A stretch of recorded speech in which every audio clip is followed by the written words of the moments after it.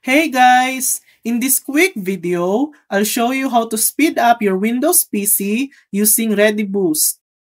First, press the Windows key, type Services, and open the app that shows up.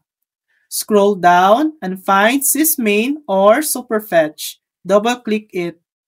Set Startup Type to Automatic. Click Start and then Apply and OK. Now, plug in your USB flash drive or memory card. In File Explorer, right-click the drive and select Properties. Go to the ReadyBoost tab. Select Use this device and move the slider to the right.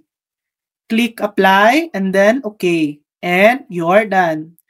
Your system will now use the USB to boost performance. If this video helped you, please like and subscribe for more helpful tutorials.